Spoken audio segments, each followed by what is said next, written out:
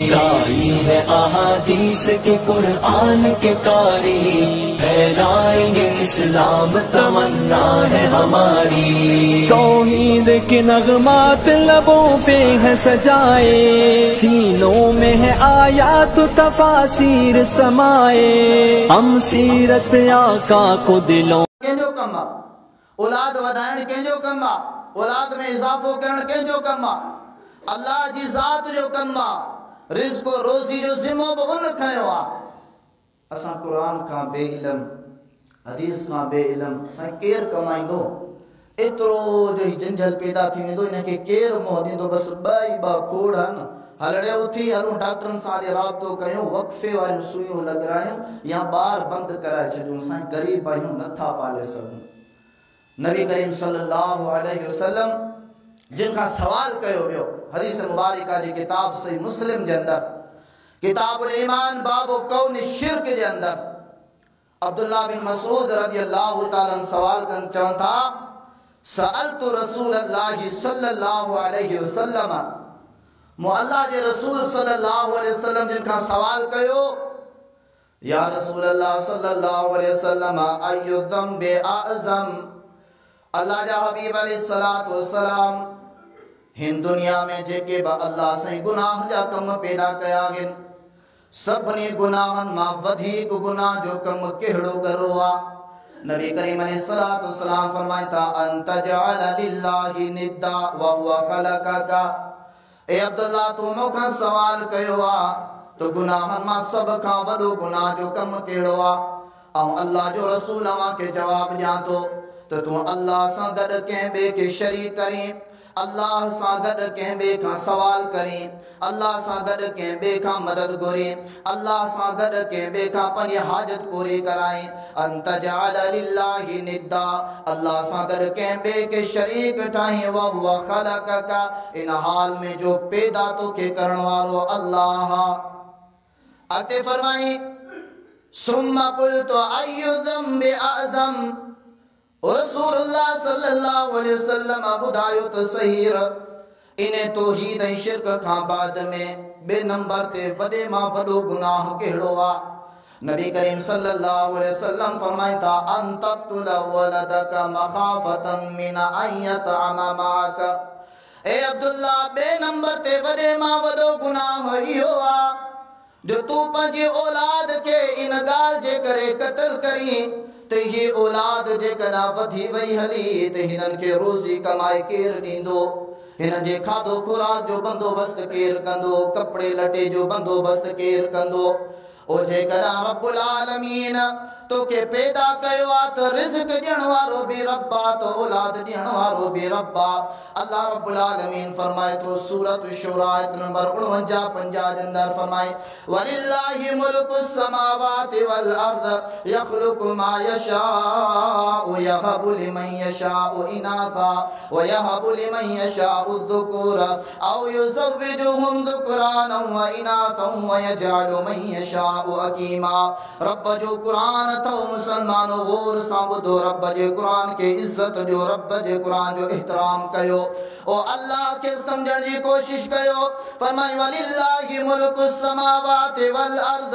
ओ जेका बि दुनिया में शइ आहे, आसमान हुजनि ज़मीन हुजनि, व मा बैनहुमा, जेके बि मखलूकात आहिनि, सभिनि जो मालिक अकेलो अल्लाह, खालिक अकेलो अल्लाह। रब फरमाए तो यख़लुक़ु मा यशा, और रब्बुल आलमीन पंहिंजी मर्ज़ी सां जंहिंखे चाहे पैदा करे, रब्बुल आलमीन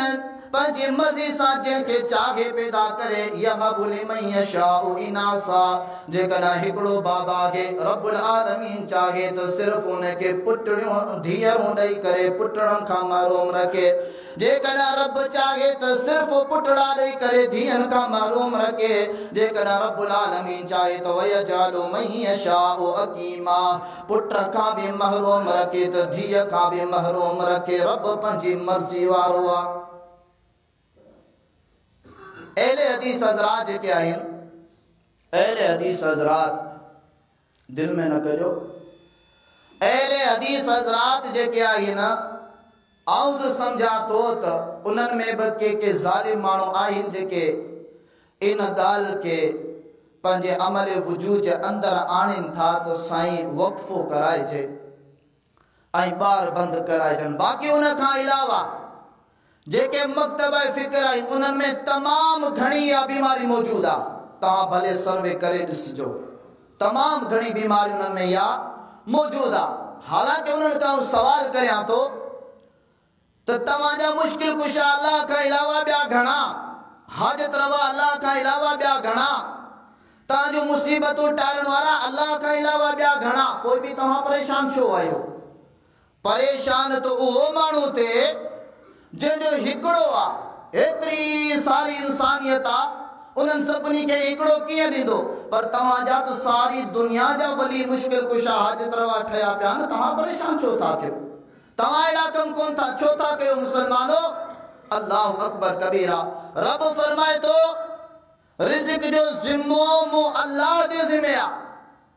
नबी करीम सल्लल्लाहु अलैहि वसल्लम का ॿियो सवाल थियो औलाद जे बारे में। अल्लाह जे रसूल फरमायो सब खां वॾे मां वॾो गुनाह ॿिए नंबर ते इहो आहे जो अवां पंहिंजे औलाद खे क़त्ल करियो इन ख़ौफ़ खां त हिन खे कमाए खाराईंदो केरु, हिन जी पालना केरु कंदो, हिन जी परवरिश केरु कंदो, हिन जी संभाल केरु कंदो। ऐं असांजे मुआशिरे में बि औरत जेका आहे जॾहिं न्याणी थींदी आहे न,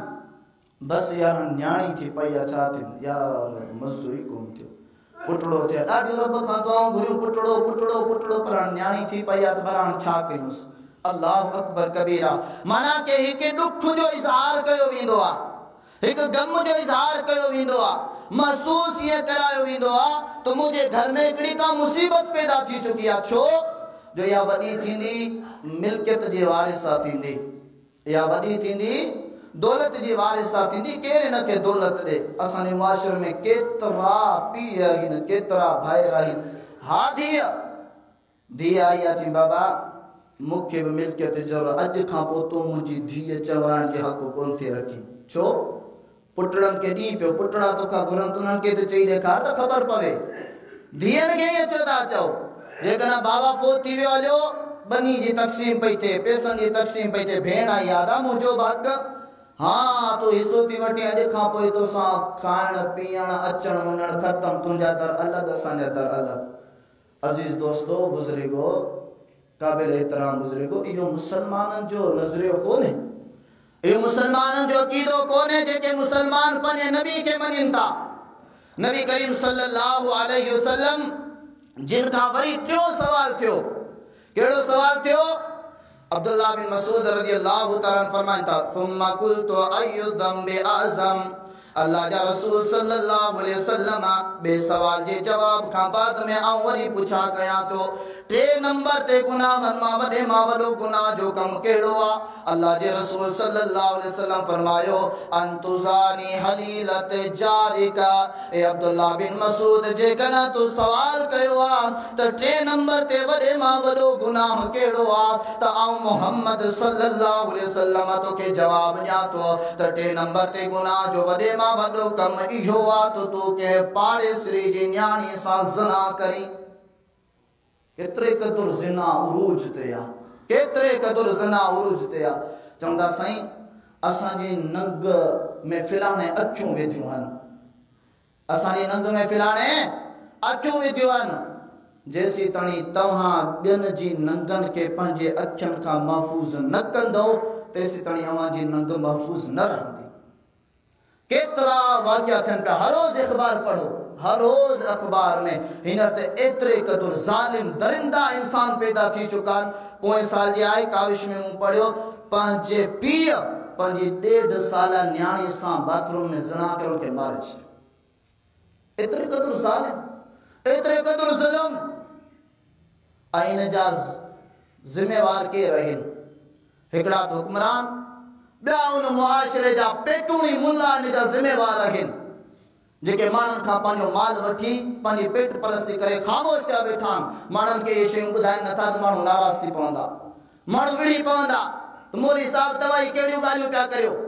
छा असां अहिड़ा आहियूं? भले अंदरां कारो कुठ लॻो पियो हुजे, मौलवी साहिब ॻाल्हि कई त असां अहिड़ा थी वियासीं। अल्लाहु अकबर कबीरा। नबी करीम सल्लल्लाहु अलैहि वसल्लम फरमायो सब खां वधीक ज़मीन जे पुठ के वॾे मां वॾा जेके टे गुनाह आहिनि, हिकु त अल्लाह सां गॾु कंहिं ॿिए खे शरीक करणु, बे नंबर ते पंहिंजे औलाद के क़त्ल करण, टे नंबर ते पंहिंजे मुआशरे जी के न्याणी सां ज़िना करण वॾे मां वॾो गुनाह। असां सोचूं केतिरियूं न्याणियूं असां महफ़ूज़ आहिनि, केतिरा ज़ालिम आहिनि जेके घर टिपी करे पंहिंजे नंगनि में इज़तनि में हथ विझनि, केतिरा ज़ालिम आहिनि जिन्हनि जा मोबाइल खोलो केतिरे क़दुरु ॻोठ वारी न्याणियुनि जा फोटू पिया आहिनि। तव्हांजो कहिड़ो हक़ आहे उन्हनि सां, कहिड़ो लेन देन आहे उन्हनि सां फोटू रखियो वेठा आहियो। केतिरे क़दुरु नौजवान मुसलमान नबी जा उम्मती, ओ वो नबी सीरत मखतूम जो किताब खणी ॾिसो, रहीकुल मखतूम इमाम ज़हबी रहमतुल्लाह सल्लल्लाहु किताब सीर आलाम नबला जे अंदर बि इहा रिवायत आंदी आहे। नबी करीम सल्लल्लाहु अलैहि वसल्लम जे नंढपिण जो हिकिड़ो वाक़ियो, अल्लाह जा हबीब अलैहिस्सलाम 8 सालनि जी उमिरि में बकरियूं पिया चारीनि। हिकिड़े बकरार सां गॾु बकरियूं चारींदे तव्हांजो ॻाल्हि कंदे कंदे चए थो, मुंहिंजा साथी अॼु असांजे मुआशरे में हिकु शादी थियणी आहे, उन शादी में मूंखे दावत आहे, मूंखे शरीक थियणो आहे। उन घर मां मूंखे बांसुरी जो आवाज़ ॿुधण में आयो। अल्लाह जे हबीब सल्लल्लाहु अलैहि वसल्लम ओॾी महिल कननि में आङुरियूं विधियूं ऐं अल्लाह जा रसूल सल्लल्लाहु अलैहि वसल्लम बेहोश थी विया हलिया। पूरी ज़िंदगी में नबी सल्लल्लाहु अलैहि वसल्लम सां 2 दफ़ा इहो वाक़ियो पेश आयो ऐं 2 दफ़ा बेहोश थी विया हलिया। असां नबी जा उम्मती आहियूं, केतिरे क़दुरु मौसीक़ी सां मोहबत आहे ऐं मौसीक़ी बि एतिरे क़दुरु हेतिरो आवाज़ ॾींदासीं, हेतिरो आवाज़ ॾींदासीं जो लोका सॼी पई ॿुधे। जेकॾहिं कराची होटल वारो मौलवी लोड खोले नमाज़ पढ़ाए तो, क़ुरान मजीद पढ़े तो दोस्त नाराज़ थियनि था। हिते जेके मेला लॻनि था 8 ॾींहं पूरा, केतिरे क़दुरु वॾे वॾे आवाज़ सां मौसीक़ी हलंदी आहे, केतिरे क़दुरु बेहयाई हलंदी आहे, उन ते कुछण जी असांजी ज़बान बिल्कुलु बंदि। अल्लाह जे साम्हूं बीहणो आहे यारो दोस्तो, अल्लाह के जवाब ॾियणो आहे। ये जेके बि ख़राफ़ात आहिनि सभ जा सभ इन जो सबब बणजनि था जो इन्हनि ज़ालिमनि जा आशिक़नि जा हथ असांजे नंगनि ऐं इज़त ऐं न्याणनि ताईं पहुचनि था। ये सभु गुनाह जा कम जो सबब थियनि था। अल्लाहु अकबर कबीरा। नबी करीम सल्लल्लाहु अलैहि वसल्लम जिन केतिरे क़दुरु न्याणी जी इज़त ॿुधाई आहे, नबी अलैहिस्सलातु वस्सलाम केतिरे क़दुरु मोहब्बत कंदा हुआ। हदीस मुबारका जी किताब सही बुखारी किताबुल अदब के अंदर बाब मन तरका सय्यबत गैरिही हत्ता तलअब बिही के अंदर उम्मे खालिद रज़ियल्लाहु तआला अन्हा फरमाई थी, अतैतु रसूलल्लाह सल्लल्लाहु अलैहि वसल्लम व मई अबी, औ नडड़ी आया अल्लाह जे रसूल सल्लल्लाहु अलैहि वसल्लम वटि हली आया। ओ मुझो बाबा भी मूसा गॾु हुयो। नबी करीम अलैहिस्सलातु वस्सलाम जना मुझे जिस्म ते कपड़ा ॾिठा, व अलैया कमीसुन अस्फर, सुठे रंग जा कपड़ा पातल हुया, ज़र्द रंग जा कपड़ा पातल हुया। नबी अलैहिस्सलातु वस्सलाम जना कपड़न के ॾिसी करे मूंखे दुआ ॾियनि था। अल्लाह जे हबीब अलैहिस्सलातु वस्सलाम जिन जो ख़त्म नबूवत ॾिठी आहे, ख़त्म नबूवत जी जेका निशानी आहे उहा ॾिठी आहे। अल्लाह जे हबीब अलैहिस्सलातु वस्सलाम जिन जे पुठनि ते कपड़ो कोने को, उहा उम्मे खालिद चए थी आऊं वधी आहियां, अल्लाह जे रसूल सल्लल्लाहु अलैहि वसल्लम जे पुठनि सां मश्करी करण लॻी आहियां। ओ ख़त्म नबूवत वारे मोहर सां मश्करी करण लॻी आहियां, रांदि करण लॻी आहियां। तव्हांजो मुंहिंजो बाबा कावड़जी पियो आहे, मुंहिंजो बाबा मूंखे दाबो ॾियणु लॻो। अल्लाह जे हबीब अलैहिस्सलातु वस्सलाम फरमायो, दअहा इनके छॾे ॾे, इहा नंढड़ी मासूमड़ी न्याणी आहे, इहा भले मूं मुहम्मद सल्लल्लाहु अलैहि वसल्लम सां रांदि खेॾे, इहा न्याणी मूं मुहम्मद सल्लल्लाहु अलैहि वसल्लम सां रांदि खेॾे पई त मूं मुहम्मद के सुकून अचे पियो। अल्लाह जा हबीब दुआ ॾियनि था, अबली बी अबली वखलिकी अबली वखलुफी, ए न्याणी भले तूं रांदि खेॾ पर जेके तुंहिंजे जिस्म ते कपड़ा, ओ जेके तुंहिंजा नाज़ ऐं नखरा, ऐं रब खां दुआ घुरियां तो त अल्लाह हमेशा तोखे शादो आबाद रखे, हमेशा तू पंहिंजी ज़िंदगी में ईअं मुस्कुराईंदी रही, हमेशा पंहिंजी ज़िंदगी में तारो ताज़ा मोह खणी घुमंदी रही। अल्लाह जा हबीब नंढड़े मासूम सां केतिरे क़दुरु मोहबत कनि था। असां वो पी आहियूं न, छोकिरो भले दाढ़ी पियो पटे, भले मुंह में थप्पड़ पियो हणे, बुझा पियो ॾे, गारियूं पियो ॾे, उनखे पिया घुमाईंदासीं। न्याणी न माई जे हवाले आहे। अल्लाहु अकबर कबीरा। नबी सल्लल्लाहु अलैहि वसल्लम केतिरे क़दुरु मोहब्बत कई नंढड़ी मासूम न्याणी सां। ऐं ॿिए पासे जेके ज़ालिम हुआ न्याणियुनि खे ख़ासि कयूं त इहे न्याणियूं अल्लाह जे नाले आहिनि, इहे न्याणियूं अल्लाह जे नाले आहिन अल्लाह ताला ॾिनियो आहिनि सो इन जे करे इहे न्याणियूं बि अल्लाह जूं आई आहिनि अल्लाह सही क़ुरान में फरमायो ओए ज़ालिम जेके न्याणियुनि खे नथा पसंदि कनि उन्हनि जो अंजाम छा आहे ऐं उन्हनि जी हालत छा हूंदी आहे 14 सिपारे सूरत नहल आयत नंबर 60 के अंदर रब्बुल आलमीन फरमाए तो वइदा बुशिरा अहदुहुम बिल उन्सा ज़ल्ल वजहुहु मुस्वद्दन व हुव कदीम रब्बुल आलमीन फरमाए तो दुनिया जा ज़ालिम इंसान उहे ज़ालिम आहिनि ओ जेके न्याणियुनि खे पसंदि नथा कनि उन्हनि खे जना न्याणियुनि जी बशारत ॾिनी वेंदी आहे न्याणियुनि जो ॿुधायो वेंदो आहे तो तुंहिंजे घर में न्याणी पैदा थी आहे रब फरमाए तो ज़ल्ल वजहुहु मुस्वद्दन व हुव कदीम ये इन इंसान जे चेहरे ते काराण छाजी वेंदी आहे दुख जा इज़हार गम जा इज़हार अची वेंदा आहिनि रब्बुल आलमीन फरमाए तो यतवारा मिनल कौमि मिन सूअ मा बुशिरा बिही ओ ये ज़ालिम एड़ी हालत में तब्दील थी वेंदा आहिनि जो हाणे सम्झनि था त इहा न्याणी सॼी ज़िंदगी मुंहिंजे लाइ क़ाबिल बेइज़्ती आहे इन न्याणी जे हूंदे आउं कहिड़ो कंध खणी घुमंदुसि इहा न्याणी वॾी थींदी ऐं ॿियनि जे दर ते हली वेंदुसि मुंहिंजे न्याणी जे लाइ रिश्तो ॾियो इहा न्याणी वॾी थींदी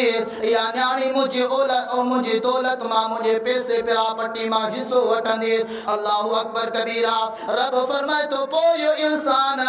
सोचींदो रहंदो आहे अम यदुस्सुहु फि तुराब या त इन न्याणी खे पंहिंजी ज़िल्लत खणंदे पंहिंजी ख्वारी खणंदे पंहिंजी बदनामी बर्दाश्त कंदे माण्हुनि तो हली वञी रिश्ता घुरण खे बर्दाश्त कंदो या त इहो माण्हू हर वक़्तु इहो सोचींदो त न्याणी खे आउं घुटो ॾेई मारे पूरो करे छॾियां या मरी वञे तो मुंहिंजी जान छुटे रब फरमाए तो अला साअ मा यहकुमून ओ ज़ालिमनि जा कम त ॾिसो ज़ालिमनि जी सोच त ॾिसो ज़ालिमनि जा अक़ीदा नज़रियात ॾिसो कहिड़ा क़दुर बुरा फ़ैसला कनि था रब्बुल आलमीन फरमाए तो 15 सिपारे सूरह बनी इसराइल आयत नंबर 31 जे अंदर फरमाए वला तक़तुलू औलादकुम खशियत इमलाक ए दुनिया जा ज़ालिमो पंहिंजे औलाद खे क़त्ल न करियो पंहिंजे औलाद खे ज़ाया न करायो पंहिंजे घर वारनि खे वक़फ़े वारा इंजेक्शन लॻाए करे औलाद बंद न कयो खशियत इमलाक इन डप खां तो औलाद वधंदी पई वञे औलाद वधंदी पई वञे खाधो केरु खाराईंदो कमाई किथां ईंदी पैसा किथां ईंदा लटा कपड़ा किथां ईंदा दौलत किथां ईंदी हारो सिंगार ज़ेबो तन किथां ईंदा रब फरमाए तो नहनु नरज़ुकुहुम व इय्याकुम ए दुनिया जा ज़ालिमो पंहिंजे धीअरनि खे क़त्ल न करियो उन्हनि जो रिज़्क़ जो ज़िम्मो बि मूं रब ते आहे व इय्याकुम सिर्फ़ उन्हनि जो न बल्कि तव्हां जेके न्याणियुनि जे बारे में फ़िक्रमंद थियो था न्याणियुनि जे बारे में परेशान थियो था उन्हनि जी दौलतड़ी जो सोचो था रब फरमाए तो उन्हनि जो बि ज़िम्मेदार आऊं आहियां त तव्हांजो ज़िम्मेदार बि आऊं आहियां इन क़त्लहुम कान ख़ितान कबीरा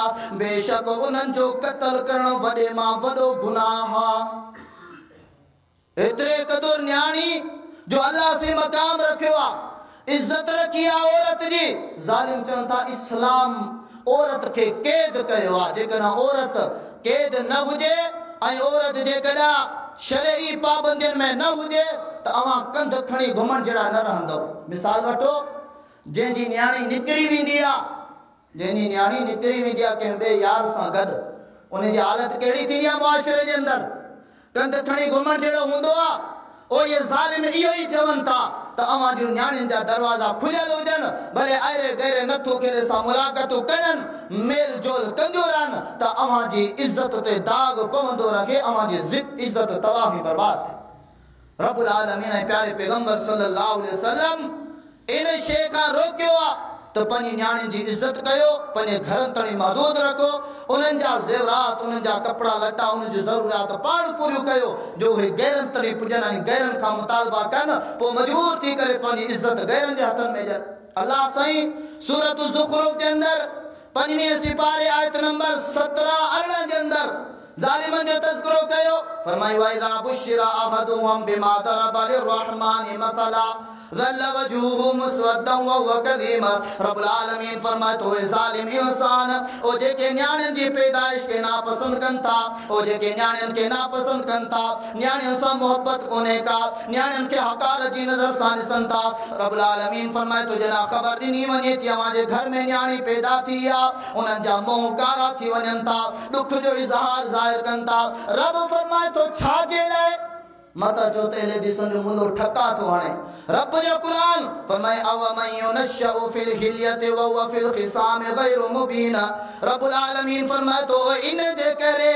पिया औलाद न्याणी जो बुधी करे दुख जो इज़हार कंदो आ, मुसीबत चवंदो आ न्याणी के। अव मन युनशउ फिल हिलिया, हाणे इहा न्याणी हलन जेड़ी थींदी मुतालबा कंदी, मुंहिंजा बाबा मुंहिंजे लाइ ही कपड़ा हुजन, मुंहिंजा बाबा मुंहिंजे लाइ ही चूड़ियूं हुजन, मुंहिंजा बाबा मुंहिंजे लाइ ही हार सिंगार अचे, मुंहिंजा बाबा मुंहिंजे लाइ ही हार सिंगार से बोतन मेकअप सुर्खियूं अचन। रब फरमाए तो ये इंसान बदबख्त इन जे करे न्याणी के नापसंद कनि था त या न्याणी अजीब अजीब मुतालबा कंदी, इन जा मुतालबा नखरा नाज़ केर पूरा कंदो। रब्बुल आलमीन अॻिते ॿी ॻाल्हि बयान कई त इहे ज़ालिम सोचनि था ही न्याणी घर ताईं महदूद आहे, भला पुटड़ो हूंदो ॿाहिरि निकिरंदो ॻाल्हाइण जहिड़ो थींदो, माण्हुनि सां मिलंदो मेल जोल कंदो, मुंहिंजो वारिस थींदो, मुंहिंजो उहिदो संभालींदो, जेकर को मूं सां विड़ी पवे त मुंहिंजो पुटड़ो उनखे जवाब ॾींदो। पर न्याणी त कंहिं बि कम जी कान्हे का, न्याणी विढ़ण जहिड़ी बि कान्हे का। अल्लाह से फरमायो इन ॿिनि ॻाल्हियुनि जे करे ज़ालिम न्याणी खे नापसंद कनि था। अंदाज़ो लॻाए ऐं न्याणी जेकर हुन जो न्याणी जो पीउ पंहिंजे दादे जे मरण खां पहिरियां फोत थी वञे थो, बल्कि जेकर उहा न्याणी ज़िंदा रहे थी तो उहा पंहिंजे पीउ जी मिल्कियत जी वारिस आहे, पंहिंजे दादे जी मिल्कियत जी वारिस आहे, पंहिंजे चाचे जी मिल्कियत जी वारिस आहे, पंहिंजे भाउ जी मिल्कियत जी वारिस आहे, पंहिंजे नाने ऐं नानी जी मिल्कियत जी वारिस आहे, पंहिंजे मामी जी मिल्कियत जी वारिस आहे। बेशर्ती के विच में अहिड़ा रिश्ता न अची वञनि या अहिड़ा असबाब न अची वञनि जिन्हनि सबबनि जे करे न्याणी जो हक़ कटिजी वञे थो, उहे बि शरीयत ॿुधाया आहिनि। वगरना न्याणी सभ जा सभ जेके रिश्तेदार आहिनि पीउ सां लाॻापा रखनि था या नानी नाने सां लाॻापा रखनि था, उन्हनि सभिनी जो इन न्याणी जे हक़ आहे हुनजी मिल्कियत में मीरास ऐं दौलत जे अंदरि। नबी करीम सल्लल्लाहु अलैहि वसल्लम जिन हिकिड़ो मिसाल बयान कयो त न्याणी जी तरबियत कीअं कयो। हदीस मुबारका जी किताब सुनन तिरमिज़ी अबवाबुल मनाकिब बाब मा जाअ फी फज़्ल फातिमा ज़हरा रज़ियल्लाहु ताला अन्हा जे अंदर ओ केतिरे क़दुर न्याणी फातिमा ज़हरा रज़ियल्लाहु ताला अन्हा पंहिंजे बाबा जी इज़त कंदी हुई ऐं पंहिंजो बाबा केतिरे क़दुर फातिमा ज़हरा जी इज़त कंदो हुयो। ऐं सोचींदा हलो त सबब छा आहे, उहा न्याणी पंहिंजे पीउ ते एॾी महिरबान छो ऐं इहो पीउ पंहिंजी न्याणी ते एॾो महिरबान छो। अम्मड़ आयशा रज़ियल्लाहु ताला अन्हा फरमाए थी मा रअयतु अशबह समतन व दल्लन व हदियन बिरसूलिल्लाह सल्लल्लाहु अलैहि वसल्लम। मो अल्लाह जे रसूल सल्लल्लाहु अलैहि वसल्लम जे मुशाबिह फातिमा खां वधीक के न्याणी के न ॾिठो। छाजे करे वकानत इदा दखल नबी सल्लल्लाहु अलैहि वसल्लम जला अल्लाह जा हबीब अलैहिस्सलातु वस्सलाम फातिमा ज़हरा रज़ियल्लाहु ताला अन्हा जे घर दाखिल थींदा हुया, वो फातिमा ज़हरा छा कंदी हुई फ़क़ामत इलैहा ओ बाबा के ॾिसण सां ई पंहिंजी जॻह तां उथी करे अॻिते वधी हूंदी हुई। व अजलसतहा फी मजलिसिहा ओ बाबा के वठी करे पंहिंजी जॻह ते विहारींदी हुई। फ़तक़ब्बलतहु ऐं फातिमा ज़हरा रज़ियल्लाहु ताला अन्हा पंहिंजे बाबा के पेशानी ते चुम्मी ॾींदी हुई। ओ इन जे बरअक्स जना फातिमा ज़हरा बाबा जे घर हली ईंदी हुई, अल्लाह जा हबीब उथी करे अॻिते वधी करे पंहिंजी न्याणी फातिमा जो इस्तक़बाल कंदा हुया, पंहिंजी न्याणी के पेशानी ते चुम्मी ॾींदा हुया, ओ पंहिंजी न्याणी के वठी करे पंहिंजी जॻह ते विहारींदा हुया। वजह छा? वजह आहे कंहिंखे मालूम? वजह इहा आहे त क़ुरान ऐं सुन्नत जी न्याणी खे तालीम ॾिनल हुई, क़ुरान ऐं सुन्नत जी तालीम ॾिनल हुई। असांजी तालीम छा आहे? पीउ अछी ॾाढ़ी सां थियो, हाणे घर जे मथां खारो वठी आयो आहे, पीढ़ी में अहिड़ा कम, हेॾी टच स्क्रीन टीवी वठी आयो आहे, हाणे रिमोट पीउ पोड़े जे हथ में आहे, नौजवान न्याणियूं नौजवान पुटड़ा वेठा, हाणे पीउ पंहिंजी मर्ज़ी सां चैनल पियो मटाए। ओ जना इहे शयूं न्याणी ॾिसंदी तव्हांजी इज़त कंदी? जना पुटड़ा दिसदा अवां जी इज्जत कना थोरो अॻिते थी वियो अॻिते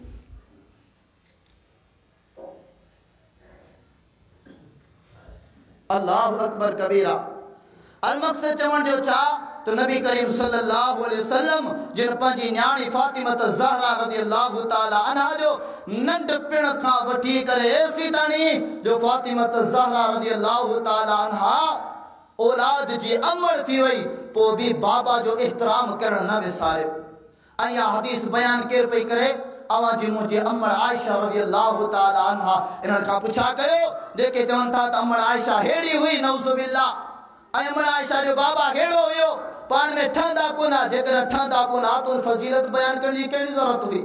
ऐं समय हदीसों तव्हांखे ॾेखारे सघां थो जेके अमड़ आयशा रज़ियल्लाहु ताला अन्हा फातिमा ज़हरा रज़ियल्लाहु ताला अन्हा जी फज़ीलत में बयान कयो आहे हज़रत अली रज़ियल्लाहु ताला जी फज़ीलत में बयान कयो आहे उन जी पाण में मोहब्बत हुई खीर खंड हुई चाहत हुई मवदत हुई दुश्मनी तासुब कुछ भी कोन हुयो मुंहिंजा बुज़ुर्गो दोस्तो। बहरहाल नबी करीम अलैहिस्सलातु वस्सलाम जी न्याणी पंहिंजे पीउ जी एॾी इज़त ऐं ख़िदमत छो कई ऐं पीउ पंहिंजी न्याणी जी एॾी इज़त ऐं ख़िदमत छो कई जो क़ुरान और हदीस मुताबिक़ तालीम और तरबियत ॾिनल हुई हिक ॿिए जो अदब ऐं एहतराम ॼाणींदा हुआ। नबी करीम सल्लल्लाहु अलैहि वसल्लम जी हदीस मुबारका हदीस शरीफ किताब सुनन तिरमिज़ी जे अंदर अबवाबुल अदब बाब मा जा फी नफ़क़ति अलल बनात वल उख्तात जे अंदर नबी करीम अलैहिस्सलातु वस्सलाम छा फरमायो न्याणी केतिरे क़दर इंसान जे लाइ क़ाबिल इज़्ज़त जो सबब आहे। फरमाई मन कानत लहू सलासु बनातिन औ उख्तात ओ जंहिं माण्हू के टे न्याणियूं आहिनि टे धीअरूं आहिनि या टे भेणियूं आहिनि औ बिनताने औ उख्ताने ॿ धीअरूं आहिनि या ॿ भेणियूं आहिनि फ़अहसन सुहबतहुन उन्हनि जी तरबियत उन्हनि जी परवरिश सुठे नमूने सां करे थो उन्हनि जा हक़ अदा करे थो अल्लाह जे हबीब अलैहिस्सलातु वस्सलाम फरमायो दखलतु अना व हुवल जन्नह कहातैन अल्लाह जा हबीब पूरे मजमे में हाथ मथे खणी करे बुधाइन था ए मुझा सहाबियो ए मुझा मुसलमानो बुधो जे मानू के टे न्याणियों आहिनि या टे भेणियों आहिनि ब न्याणियों आहिनि या ब भेणियों आहिनि ओ उन्हनि जी सुठे नमूने सां खिदमत करे तो उन्हनि जा हक़ अदा करे तो उन्हनि खे सुठी तरबियत दे तो अखलाक सेखारे तो ऐं मोहम्मद सल्लल्लाहु अलैहि वसल्लम ऐं उहो माण्हू क़यामत वारे ॾींहुं जन्नत में ॿई गॾु बीठा हूंदासीं। खणो पूरी हदीसन जो ज़ख़ीरो खणो जेके भी दुनिया जा आलिम आहिनि सभिनी खे गॾु कयो उन्हनि खां पुछे तो साईं हिकिड़ी का अहिड़ी हदीस ॿुधायो जिते अल्लाह जे रसूल सल्लल्लाहु अलैहि वसल्लम औलाद पुट जो नालो खणी करे अहिड़ी फज़ीलत ॿुधाई हुजे। हूं मुतलक़ तौर औलाद जी वॾी फज़ीलत बयान थियल आहे पर जीअं हिते अल्लाह जे रसूल न्याणी जो नालो खणी करे चयो आहे बिंत चई करे चयो आहे तो जेको न्याणी जी इज्जत कंदो उन जो अखलाक सेखारींदो उन खे सुठी तरबियत ॾिननि जा हक़ अदा कंदो त आऊं ई उहो न्याणी जो ख़ादिम क़यामत वारे ॾींहुं गॾु बीठा हूंदासीं। मोहम्मद रसूलुल्लाह सल्लल्लाहु अलैहि वसल्लम न्याणी जी इहा इज़त ॿुधाई आहे इहा अज़मत ॿुधाई आहे। अमर आयशा रज़ियल्लाहु ताला अन्हा साॻी हदीस किताब जे अंदरि हिकिड़ी हदीस बयान कई फरमी दखलत इम्राअ ओ हिकिड़ी औरत मुंहिंजे घर हली आई आहे इब्नतानि लहा उन औरत सां गॾु ॿ न्याणियूं गॾु हुयूं फसअलत उन औरत सवाल कयो छा जो सवाल कयो या आयशा जेकर का खाधे पीते जी शइ मौजूद आहे तो मुंहिंजो ॿ न्याणियूं बुखारियूं आहिनि इन्हनि न्याणियुनि खे खाराइणो आहे। अमर आयशा रज़ियल्लाहु ताला फरमाए थी फलम तजिद इंदी शैआ असां घर के ॻोल्हियोसीं का बि शइ खाइण वारी कान हुई गैर तमरा सवाइ खजी जे। अमर आयशा रज़ियल्लाहु ताला फरमाए थी मुंहिंजे घर में हिकिड़ी खजी मौजूद हुई उहा खजी मुन खे ॾिनी आहे फकसमतहा बैन इब्नतैहा उन खजी खे अमड़ सगोरी खणी करे अधो अधु कयो आहे हिकु अधु हिकिड़ी न्याणी खे ॾिनो आहे ॿियो अधु ॿी न्याणी खे ॾिनो आहे वलम ताकुल मिनहा उन खजी मां अमड़ पाण ज़रो बि न खाधो आहे उहा औरत इहो मामलो करे इहो कमु करे अमर आयशा जे घर खां ॿाहिरि निकिती आहे अल्लाह जा हबीब दाख़िल थिया अमर आयशा रज़ियल्लाहु ताला अन्हा खबर देती ओ दुनिया जा ताजदार ओ रहमतल लिल आलमीन ओ दुनिया जो वडेरो अथव बिनी जहानन जो सरदार अथव ओ अम्मड़ आयशा जो घर रा ओ अम्मड़ आयशा जो मुर्स मोहम्मद रसूलुल्लाह सल्लल्लाहु अलैहि वसल्लम उन जे घर जे अंदर हिकड़ी खजी मौजूद आ ओ मुजा दोस्तो गौर कंदाल जो फिक्र कंदाल जो केतरे कदुर वडो सबक आ ओ हिकड़ी खजी ब फकीर के खणी नहीं छड़िया ओ वा औरत वा खजी अदो अद करे पने बिनी न्याणन के खाराई करे रवानी थे थी अमर आयशा पैगाम पहुंचायो आ या रसूलुल्लाह सल्लल्लाहु अलैहि वसल्लम ही माजरो थियो आ अल्लाह जे हबीब छा फरमायो अल्लाह जे हबीब छा फरमायो मन बतुलिया बिशैइन मिन हाज़िहिल बनात कुन्न लहू सित्रम मिनन नार ए मुझे आयशा आऊं तो के पैगाम दिया तो अल्लाह ताला इन न्याणिन जी अजमत रखंदे इन न्याणिन जा हक बुधाइंदे वही नाजिल कइया केड़ी वहीया ए मुझे आयशा जे को भी दुनिया में पी हुजे या अम्मड़ हुजे भाउ हुजे या भाइटियो हुजे मामो हुजे या चाचो हुजे केर बजे कना धी जे करे या जे कना भेण जे करे के शे में आजमायो वियो आ ओ उनन जी सोबत सुठी करे तो उनन जी हमदर्दी करे तो उनन जी तरबियत और तालीम इस्लाम मुताबिक करे तो आऊं मोहम्मद खुशखबरी जा तो ओ कयामत वारे दी जे दिहाड़े ते मानो परेशान हुंदा जे दिहाड़े ते मानो पिशेमान हुंदा जे दिहाड़े ते मानो अजाब में मुब्तला हुंदा ओ उन दिहाड़े ते ये न्याणियों पंजे अम्मा ही बाबा खा या उन खा इलावा बियो जे को उन जो सरपरस्त हुंदो उन जले जहन्नम जी बाह खा आड़े पर्दो थी करे बेहंदी दुनिया में भी यारो न्याणियों इज्जत वाली या आई जे को आए सो माशर में भी न्याणियां वहां जले इज्जत जो बाइस बन भी आई वरी गाल इहात कायनात जो ताजदार मोहम्मद रसूलुल्लाह सल्लम न्याणी जे करे उन साथी के उन पंजे उम्मती के सद करे चवंदो हल्या मुझे भर में भी छो जो तो मुझे उम्मत यानी न्याणी के जेके दुनिया हकार जी नजर सां ॾिसंदी हुई तो मु मोहम्मद सल्लल्लाहु अलैहि वसल्लम जे फरमान जी लज रखंदे उन जी इज्जत रखंदे मु मोहम्मद सल्लल्लाहु अलैहि वसल्लम जिया पानी न्याणी के तरबियत ॾिनी पानी भेण के तरबियत ॾिनी इन जे करे आऊं मोहम्मद तो के पाण सां गॾु थो बिहारे पानी मुआशरे में जेकॾहिं ते वॾेरो हली अचे बिलावल भुट्टो हली अचे ऐं कंहिं बि पंहिंजे पूरे मजमे मां केने नालो खणी करे सद करे चए तो फिलाणो माणी अची करे मुंहिंजी भर में भी फोटो कढाए ओ माण्हू छा सोचींदो केॾी वॾी मुंहिंजी इज़त ऐं अज़मत आ पर ही केड़ा आहिनि अल्लाह अकबर कबीरा कुरान और हदीस जी रोशनी में छा चइजे पर हू कायनात जो ताजदार सिर्फ जेके आम इंसान न बल्कि इमामन जो भी इमाम कयामत वाले ॾींहुं चवंदो त मूंसां गॾु बीहे मूंखे ॿुधायो उन जो छा मक़ाम हूंदो यारो दोस्तो पंहिंजी न्याणियुनि खे संभालियो पंहिंजी न्याणियुनि जी सुठी सोबत कयो उन जूं ज़रूरियात पूरियूं कयो जो उहा चार दीवारी खां अख खणी ॿाहिरि ॾिसण जो सोचनि पिना ऐं जेकॾहिं अवां जी दौलत आहे मीरास आहे पिरापट्टी में आहे अल्लाह जो ख़ौफ़ रखंदे उन्हनि जी सुठी परवरिश करे उनखे हक़ अदा कंदा कयो पंहिंजी मनमानी पंहिंजी मस्ती ऐं पंहिंजे तकबुराना पंहिंजे ज़ालिमाना अंदाज़ में अची करे न्याणियुनि खे मज़लूम न कयो जेकॾहिं मज़लूम कंदो हिकिड़े पासे नबी अलैहिस्सलातु वस्सलाम इहा बशारत ॿुधाई त जेको मुहबत कंदो सुठी परवरिश कंदो मूंसां गॾु हूंदो ऐं ॿिए पासे ॿुधायईं त इहा औरत उन जे लाइ जहन्नम जी बाह खां पर्दो थींदी बचाव जो सबब थींदी ऐं जेकॾहिं न्याणी ते ज़ुल्म कई अल्लाह जो क़ुरान छा थो फरमाए 3 सिपारो आयत नंबर 3 4 के अंदर 7 9 के अंदर फरमाए वाइदल मौऊदतु सुइलत बिअय्यि ज़म्बिन कुतिलत ओ कयामत वाले ॾींहुं ज़ालिमन खां पुछा कई वेंदी ॿुधा त सही रही न्याणी जो कहिड़ो जुर्म हुयो जंहिं न्याणी खे तूं दुनिया में अचण खां पहिरियां ई ज़ाया कराए ज़मीन जे अंदरि दफ़न करे छॾियो या पैदा थियण खां बाद में तो उनखे मारे करे ज़मीन जे हवाले करे छॾियो ॿुधा त सही रही न्याणी जो कहिड़ो गुनाह हुयो मूंखे ॿुधायो पोइ क़यामत वारे ॾींहुं ओ जंहिं ॾिहाड़े ते अल्लाह वाहिदुल क़हार एतिरो त गज़बनाक हूंदो जो कॾहिं अहिड़े गुस्से कावड़ में ना आयो होंदो ओ एतरे कदर अल्लाह जे हबीब अलैहिस्सलातु वस्सलाम फरमायो एतरे कदर इंसान पेशेमानी में हुंदा रुसवाई ख्वारी में मुब्तला थियल हुंदा एतरे कदर परेशान हुंदा जो किनन के पगर पंजे अजाब जे करे पेरन जे भेजन तणी हुंदो किनन के गोडन तणी हुंदो किनन के चेल तणी हुंदो किनन के सीनन तणी हुंदो के त पंजे पसीने पंजे पगर में गोता खाई रहा हुंदा ओ इन दिहाड़े ते जना सवाल कयो विंदो ओ ज़ालिमो बुधायो तो सही रा पंजी न्याणी के केड़ी गाल जे करे हक खां तवा महरूम रखियो ओ केड़ी गाल जे करे न्याणी के तवा दरगोर जिंदा दफन करे छडियो ओ केड़े गुनाह जे करे केड़े जुल्म जे करे तवा न्याणी के पंजे घर जे अंदर अचण न दिनो ओ केड़े गुनाह जे करे पंजी न्याणी के तड़े तवा घर मां कढियो हुयो ओ केड़े गुनाह जे करे तवा न्याणी जे इज्जत ते हमला कया हुआ केड़े गुनाह जे करे तवा न्याणी के धक्का हया हुआ ओ केड़े गुनाह जे करे पंजे घर का पंजे मोहब्बत ऐं शफकताना अंदाज का न्याणन के महरूम कयो होंदा केड़ो जवाब दींदास अजीज दोस्तों बुजुर्गो आंख समझा तो ये चंद मिसाल काफी है न्याणी एक वडी अजीम शय अथव न्याणी जी इज्जत रखो रब्बे काबा जो कसम न्याणी खां वधीक पुटड़ा भी इज्जत कोन था कन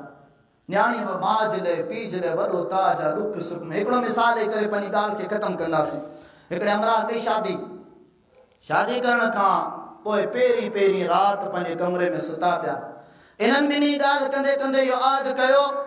अजो की रात दरवाजो हर सूरत में ना है खोलनो बल्कि सुभान वारो दी भी बिनिन वचन करे छो वायदो करे छो तो ठीक है दरवाजो ना है खोलनो बाहर कैमरा लगला अंदर स्क्रीन लगी भैया ताजो जमल घोट जो पी आयो अची करे दरवाजो बजाए तो पुटड़ा पुटड़ा हिना बिनी जो वायदो थेला दर ना है खोलनो पुत्र दर कोन खोलो बाबा सदी दे उबई दिसन का स्क्रीन बाबा सदी दे वापस वियो हलो दर कोन खोले वरी घड़ी खां पो आयो न्याणी यो पी आयो अमड़ दिया दरवाजो खोलियो न्याणी हिकड़ो सद बुधो लिंग कंडार जी विया ॿियो सद बुधण खां पोइ पंहिंजे बिस्तरे तां उथे थी